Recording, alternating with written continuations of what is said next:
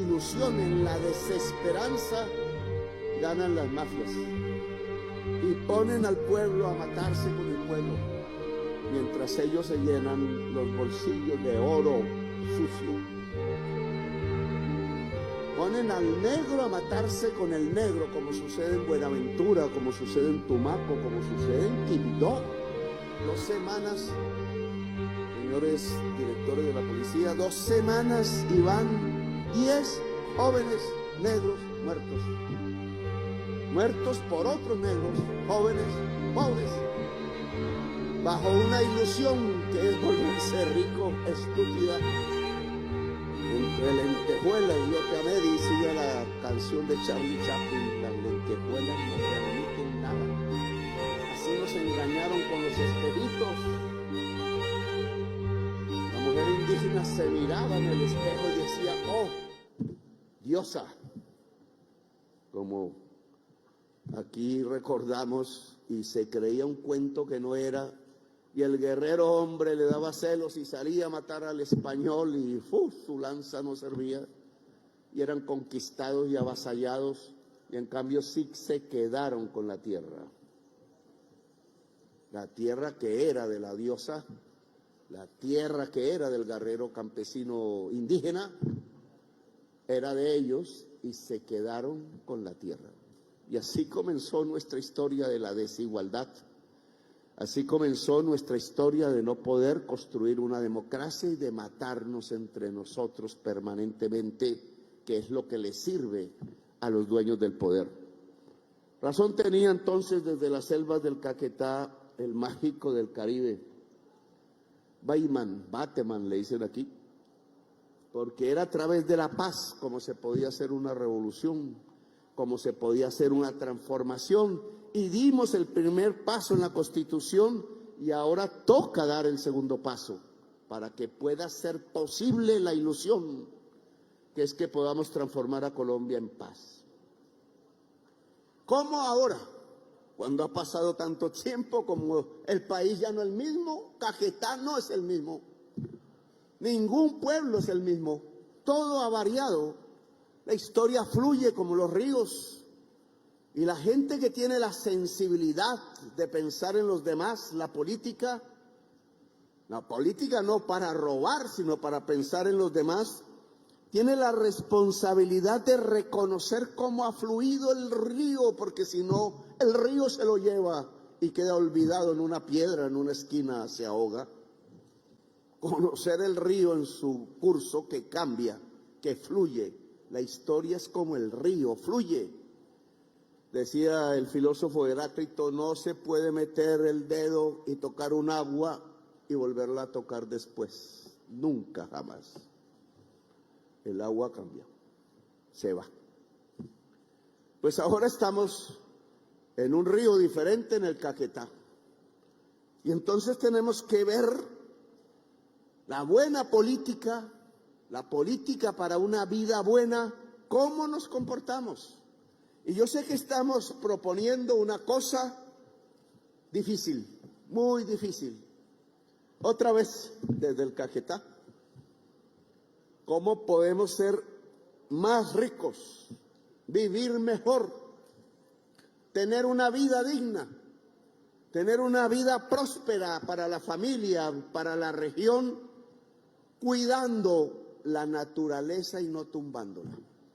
Que el río que ha pasado nos dice ahora que si seguimos haciéndolo, se muere la humanidad y por tanto el Caquetá y por tanto Colombia. Y ahí, ¿por qué estamos aquí? Ya no estamos pensando en rebeliones, quizás en una rebelión contra la muerte.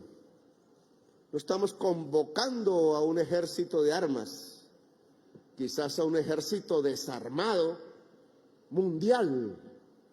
Le llamo los guerreros de la vida. El mayor ejército del mundo tiene que formarse y su poder no son las armas, sino poder dirigir a la humanidad a una lucha frontal por la vida.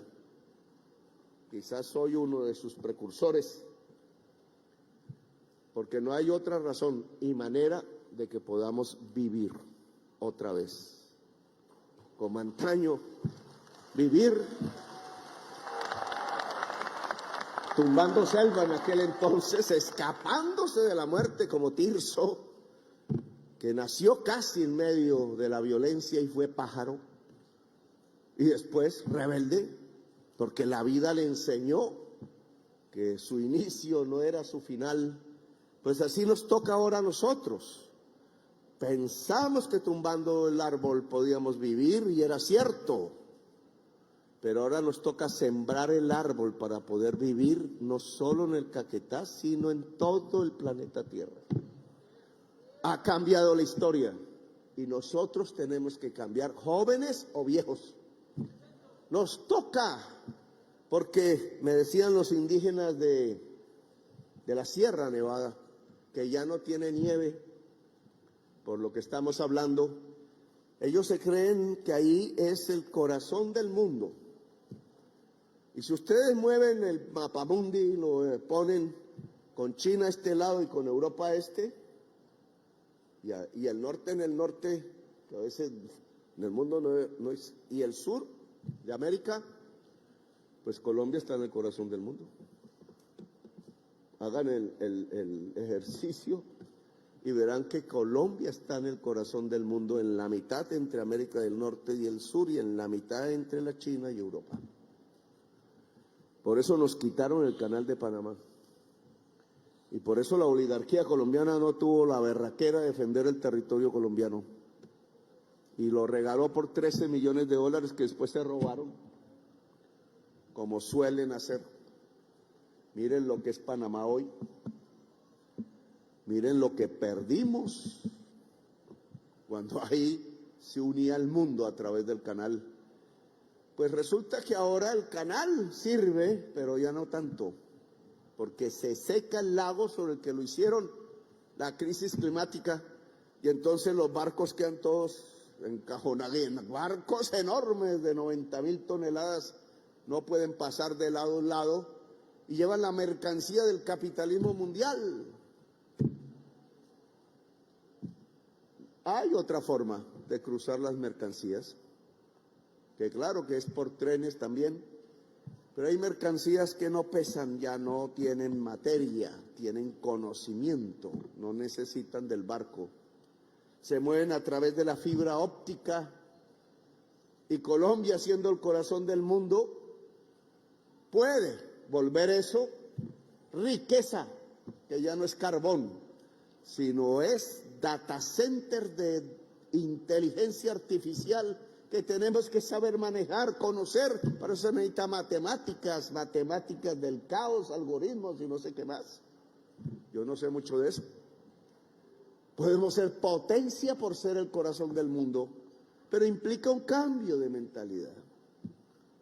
Implica un cambio que nos diga que nuestra riqueza no se llama petróleo, que nuestra riqueza no se llama carbón que está ensuciando la atmósfera, no por culpa del carbón, sino por culpa de la codicia, sino que nuestra riqueza se llama trabajo humano cerebral, porque cada vez se necesita menos el músculo, y nuestra riqueza se llama vida, diversidad de la vida natural, diversidad de la vida humana y cultural, porque somos el corazón del mundo, y me ha correspondido a mí, como me dijeron ellos, los indígenas, ser el presidente del corazón del mundo.